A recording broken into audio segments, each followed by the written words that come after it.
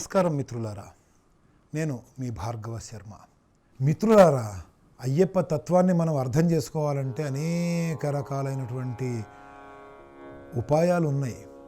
అర్థం చేయించడానికి గురుస్వాములు అనేక మంది ఉన్నారు. కానీ ఇందులో ఎంత లోతుకి వెళ్ళినా ఇంకా లోతు ఎంతో ఉంటుంది, మనకి తెలుసుకోవాల్సింది.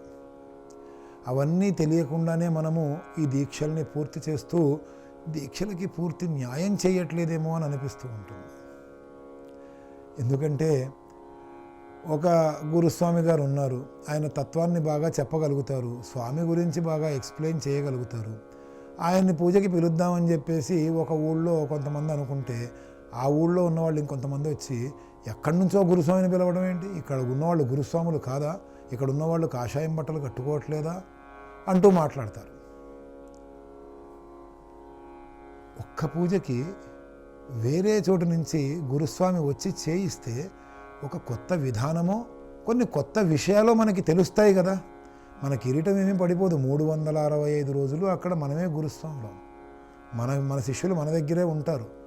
ఏ చిత్తూరు జిల్లా నుంచో, ఏ శ్రీకాకుళం జిల్లా నుంచో, లేకపోతే ఏ పాలమూరు జిల్లా నుంచో, ఇంకెక్కడి నుంచో, కర్ణాటక నుంచో ఒక గురుస్వామి గారు వచ్చి పూజ చేయించారు అనుకోండి, ఆయనకి ఈ 100 కిలోమీటర్ల దూరంలో ఉన్నటువంటి మీ శిష్యులందరూ ఆయనకి శిష్యరికం చేస్తూ ఇంక అక్కడికే వెళ్ళిపోతారా? కాబట్టి రానివ్వండి, కొత్త విషయాలు తెలుసుకోండి, కొత్త పద్ధతులు తెలుసుకోండి. ఎందుకంటే స్వామి అనుగ్రహము ఎంతో ఉంది కాబట్టే వాళ్ళు జిల్లా సరిహద్దులని దాటి, రాష్ట్ర సరిహద్దులని దాటి మరీ అంత ప్రాముఖ్యతని పొందారు. ఆయన అనుగ్రహం లేకపోతే వాళ్ళకి ఆ పేరు వచ్చేది కాదు. అనుగ్రహం ఉన్నది కాబట్టి వాళ్ళకి సబ్జెక్టు తెలుస్తోంది. ఆ అనుగ్రహాన్ని మీరు కూడా పొందే ప్రయత్నం చేయండి. గురు నింద అనేది ఎప్పుడూ చేయకండి.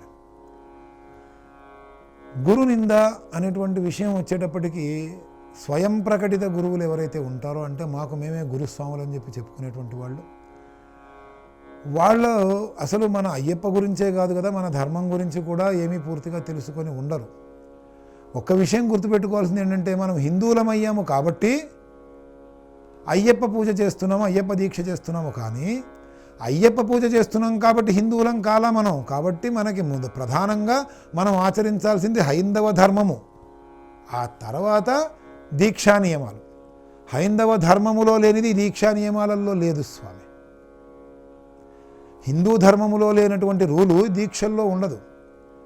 ఉదాహరణకి అయ్యప్ప స్వామి పూజల్లో మనం గమనిస్తూ ఉంటాం, దండలేసేసుకొని ప్రతి స్వామి కూడా మెళ్ళో పూలదండలు అవి వేసేసుకుంటారు, పువ్వులు చల్లుకుంటూ ఉంటారు, నాట్యం చేస్తూ ఉంటారు, ఆ పువ్వులని తొక్కుతూ ఉంటారు. ఏంటి స్వామి, పువ్వుల్ని తొక్కడం ఏంటి, పువ్వులని చల్లుకోవటం ఏంటి, చేయాల్సిందేంటి, చేయకూడదు ఏంటి మనం తెలుసుకోవాలి కదా. పువ్వు లక్ష్మీదేవి కదా, ఆ లక్ష్మీదేవిని సమానమైనటువంటి పువ్వుని తొక్కటం ఏంటి, ఆ పువ్వుల మీద మనం నాట్యం చేయటం ఏంటి. పువ్వు పుట్టిందే భగవంతుడి సేవ కోసం. ఆయన పాదాల దగ్గర ఉండాల్సినటువంటి పువ్వులని మనం భ్రష్టు పట్టిస్తూ ఉంటే ఆ లక్ష్మీదేవి అలిగి వెళ్ళిపోదా? మన ఇంట్లో మళ్ళీ డబ్బులకి వాటికి కొరత లేకుండా ఉంటామా? కాబట్టి పువ్వులు చల్లుకోకండి. అలాగే దండలు వేసుకోవటం, దేశానికి ఏమన్నా సేవ చేశామా, ప్రపంచానికి ఏమన్నా సేవ చేశామా, మన హిందూ ధర్మానికి ఏమన్నా సేవ చేశామా? ఎందుకు దండలు వేసుకోవటం మనం? పోనీ అయ్యప్ప దీక్షలోనైనా సరే ఎవరు అందుకోనటువంటి అంచులని మనం అందుకొని స్వామి గురించి ఒక 10 మందిని మనం మోటివేట్ చేసి మన ధర్మానికి, మన స్వామికి చేరువగా వాళ్ళని మలిచి తీసుకురాగలిగామా? ఏమైనా సేవలు చేయించుకోవటం మానేసి సేవలు చేయటం అంటూ మొదలుపెట్టామా? ఎందుకు దండలు వేసుకోవటం? ఆ పువ్వుల దండలు ఉన్నది భగవంతుని సేవ కోసం, ఆ పువ్వులు ఉన్నది భగవంతుని సేవ కోసం. ఏదైనా తెలుసుకుందామంటే తెలుసుకోవడానికి బోళ్ళన్ని ఉన్నాయి స్వామి. మనం ఆత్మప్రదక్షిణ చేసుకుంటూ ఉంటాం. ఆత్మప్రదక్షిణలో మనం చెప్తూ ఉంటాం, యాని కానిచ పాపాని జన్మాంతరకృతాని చ తాని తాని ప్రణశ్యంతి ప్రదక్షిణ పదే పదే పాపోహం పాపకర్మాణం పాపాత్మ పాప సంభవ త్రాహి మాం కృపయా దేవా శరణాగత వత్సల అన్యథా శరణం నాస్తి త్వమేవ శరణం మమ తస్మాత్ కారుణ్య భావేన రక్ష రక్ష జనార్దన రక్ష రక్ష మహేశ్వర. ఇలా మంత్రం చెప్పుకుంటాం ఆత్మప్రదక్షిణప్పుడు. ఇది మంత్రం కాదు, శ్లోకం అసలు. యాక్చువల్గా మంత్రం అంటే మనకి స్మృతులలో, పురాణాలలో ఉండేటువంటి వేదోక్త మంత్రాలు వేరే ఉంటాయి. ఇందులో పాపోహం పాప కర్మాణం పాపాత్మా పాప సంభవ అనే మాటను మనం చెప్పుకోవడం జరుగుతుంది. ఒక్కసారి వాటిని మనం విశ్లేషించుకుందాం స్వాములారు. పాపోహం అంటే అహం పాపి, నేను పాపిని. పాపకర్మాణం, నేను చేసే ప్రతి పని కూడా, కర్మ అంటే పని, పాపముతో కూడుకున్నటువంటిది. పాపాత్మ అంటే నా ఆత్మ పాపము చేసింది, దానికి పాపం అంటుంది. ఇక్కడ ఒక విషయాన్ని మనం గుర్తు చేసుకుందాం. కలియుగ ఆరంభంలో భగవద్గీత అనేది చెప్పటం జరిగింది. శ్రీకృష్ణ పరమాత్ముడి ద్వారా అర్జునుడిని మధ్యమంగా పెట్టుకొని ప్రపంచం మొత్తానికి, హైందవ ధర్మం మొత్తానికి ఆ భగవంతుడు గీసిన గీత కాబట్టి దాన్ని భగవద్గీత అనే మాటతో మనం అంటున్నాం. భగవద్గీత అనగానే మనం చనిపోయినప్పుడు పెట్టుకొని అందులో ఏం చెప్తున్నాడో కూడా వినకుండా మరి అసలు ఏదో పక్క నుంచి ఘంటసాల గారు ఆ గాత్రంలో మనం వింటూ ఉండడం అనేటువంటిది అది కాదండి. భగవద్గీత అంటే మనకు ఒక గీత గీశారు ఆ భగవంతుడు.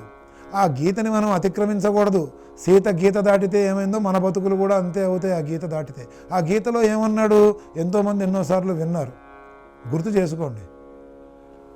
ఆత్మకు పాపము అంటనేరదు, నిప్పు కాల్చజాలదు, నీరు తడుపజాలదు. ఎంత క్లియర్గా చెప్పారండి ఆ యొక్క భగవద్గీత గురించి ఆ ఘంటసాల గారు తన అమృతమైనటువంటి గాత్రంతో.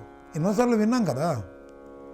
అలాంటి భగవంతుడు చెప్పినటువంటి మాటని మనం ఆయన ముందరే కూర్చొని ఆత్మ పాపం చేసిందని చెప్పి కౌంటర్ ఇచ్చేస్తున్నాం. బాగుంది కదా. నా ఆత్మ ఎంతో పాపం చేసింది, దానికి పాపం అంటుందన్నాం. సరే, దాన్ని కూడా రూల్ ఆఫ్ చేసేద్దాం. తెలియక అన్నాం, ఈసారి నుంచి అనం. తర్వాత మాట ఏంటండి, మహాదారుణం కదా. పాప సంభవ అంటే ఏంటి?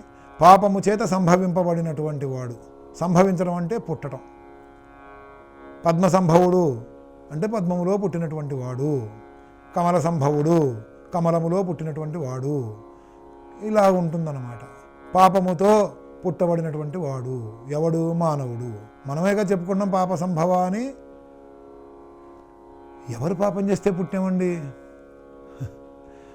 మనం ఆలోచించుకుంటే ఎన్నో జన్మలు పుణ్యం చేసుకుంటే మానవ జన్మ వచ్చింది అనేటువంటి మాటను చెప్పుకుంటూ ఉంటాం. సో మనం మానవ జన్మలోనే ఉన్నాం కాబట్టి మనం ఏం పాపం చేయలా ఈ జన్మలో పుట్టడానికి. మరి పాపం ఎవరు చేశారు? కన్నవాళ్ళు చేసి ఉండాలి. కన్నవాళ్ళు చేయటం అంటే ఏంటి? మనం ఏమన్నా వాళ్ళు పెళ్లి చేసుకోకుండానే మనల్ని కన్నారా? పరమ పవిత్రమైనటువంటి సృష్టి కార్యములో పంచభూతాల సాక్షిగా వివాహము చేసుకొని లక్ష్మీనారాయణులలాగాను పార్వతీ పరమేశ్వరులలాగాను కలిసి పరమ పవిత్రమైన సృష్టి కార్యములో వాళ్ళు పాల్గొంటే పరమ పవిత్రమైనటువంటి మానవ జన్మలో ఎన్నో జన్మల పుణ్య ఫలితముగా మనము జన్మించాము. కానీ వాళ్ళేమీ పాపం చేయాలా, మనమేమీ పాపం చేయాలా. మరి ఇది ఎక్కడి నుంచి వచ్చిందండి? మనం ఇప్పుడు ఏ పుస్తకంగా ఉన్నా సరే ఆ పుస్తకంలో ఈ పదాలు రాసే ఉంటాయి. పూజా విధానం పుస్తకంలో అందరూ రాస్తున్నారు, ఎవరూ ఆలోచించట్లా దీని గురించి. వాళ్ళందరూ ఎక్కడి నుంచి రాస్తున్నారు? ఎక్కడో ఒక చోట ఒకటి రాస్తే ఇది లయబద్ధంగా బాగుంది. పాపోహం పాప కర్మాణం పాపాత్మ పాప సంభవ అంటూ లయబద్ధంగా ఉందని చెప్పి దీన్ని చదివితే ఇంకా ఎక్కువ దక్షిణలు వస్తాయనో ఆశతోటో, లేకపోతే ఇది చదివితే ఉన్న పాపాలన్నీ కొట్టుకుపోతాయనో ఆలోచనతోటో మనం చెప్తున్నాం. కానీ ఆ రాసిన వాళ్ళు కూడా అందుకే రాస్తున్నారు. కానీ నిజంగా దీని గురించి ఇప్పటివరకు ఎవరైనా గుండెల మీద చేసుకొని ఆలోచించారు? స్వస్తి, నమస్కారం. స్వతంత్ర భక్తి యూట్యూబ్ ఛానల్ ని సపోర్ట్ చేయండి. మీకు ఈ వీడియో నచ్చితే లైక్ చేయండి, మీ స్నేహితులకు శ్రేయోభిలాషులకు షేర్ చేయండి, మీ అభిప్రాయాలను కామెంట్ చేయండి. సబ్స్క్రైబ్ చేయడం మాత్రం మర్చిపోకండి. స్వతంత్ర భక్తి YouTube channel. Please like, share and subscribe.